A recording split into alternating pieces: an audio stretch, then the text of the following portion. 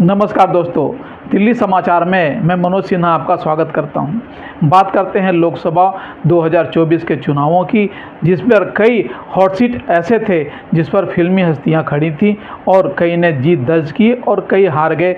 लेकिन उत्तर प्रदेश की मथुरा सीट की खासी चर्चा रही, जिस पर एक ज़माने की ड्रीम गर्ल हेमा मालिनी ने अपनी लगातार तीसरी जीत दर्ज की और उन्होंने कांग्रेस के मुकेश धांगर को लगभग 2.5 लाख मतों से हराया। और इससे पहले 2014 में उन्होंने जयंत चौधरी को भी हराया था। दूसरी जो सीट थी वो थी उत्तर प्रदेश की मेरठ, जिस पर रामायण के राम कहे जाने वाले अरुण गोविल खड़े थे और बड़ी ही उतार चढ़ाव के बाद उनका नतीजा आया और उन्होंने एसपी के सुनीता वर्मा को हराया।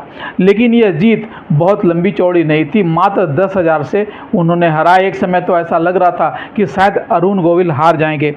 अब बात करते हैं आसनसोल की, जहां शत्रुघ्न सिन्हा खड़े थे।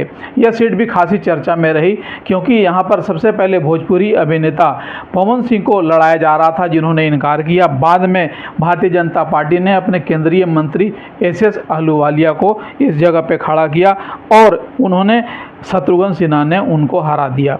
शत्रुघ्न सिन्हा पहले भी भारतीय जनता पार्टी में थे, फिर कांग्रेस में गए, लेकिन बाद में उन्होंने ममता दीदी का हाथ पकड़ा और 2019 में जब से बाबुल सुप्रियो ने सीट खाली की थी, तब से वहां का प्रतिनिधित्व कर रहे हैं। बाई इलेक्शन में जीते और इस बार भी उन्होंने अच्छी खासी लीड लेकर वहां से जीत दर्ज की है। अब बात करते हैं अमेठी से स्मृति ईरानी की।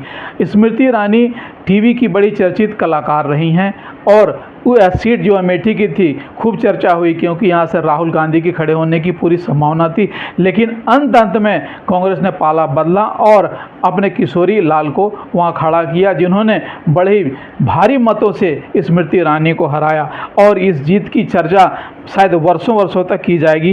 राज बब्बर जो गुड़गांव में खड़े थे, उनको ऐसा लग रहा था कि जो राव इंद्रजीत सिंह हैं उनको हरा देंगे। बड़े ही उतार चढ़ाव के बाद भी फाइनली राव इंद्रजीत सिंह ने चौथी बार गुड़गांव से जीत दर्ज की और वो जीत गए। अब बात करते हैं कंगना रनौत की, जो हिमाचल की मंडी से खड़ी थी और उन्होंने विक्रमादित्य सिंह को हरा दिया। यह भी सीट बड़ी चर्चा में थी, क्योंकि यहाँ पर क्वीन और किंग की टक्कर हो रही थी। लेकिन फाइनली उन्होंने जो रोड शो किए, जो उनका ग्लैमर था, वहाँ के युवाओं को बहुत भाया और फाइनली उन्होंने जीत दर्ज की। मनोज तिवारी जो नॉर्थ ईस्ट में खड़े थे दिल्ली से, उन्होंने बड़े ही तेज प्रवक्ता कन्हैया कुमार को हराया। यहाँ पर भी बड़े कांटे की टक्कर थी और ऐसा लगता था एक समय कि कन्हैया कुमार शायद उनको अच्छी टक्कर दे पाएंगे और कहीं ये जीत डगमगा ना जाए। लेकिन फाइनली मनोज तिवारी ने यह सीट जीत ली। रवि किशन गोरखपुर से लड़े और वहाँ पर भी उन्होंने ये जीत हासिल की और उनकी जीत 2017 में उन्होंने भारतीय जनता पार्टी में ज्वाइन किया था और तब से उनकी ये दूसरी जीत है। पवन सिंह जो काराकाट बिहार से लड़ रहे थे, भोजपुरी अभिनेता, उन्होंने बड़ी जबरदस्त टक्कर दी और दूसरे स्थान पर खड़े रहे। वहीं आजमगढ़ से निरहुआ जो भोजपुरी के स्टार हैं, उन्होंने समाजवादी पार्टी के धर्मेंद्र यादव को जो चुनौती थी, अंत में उन्हें भी हार का सामना करना पड़ा।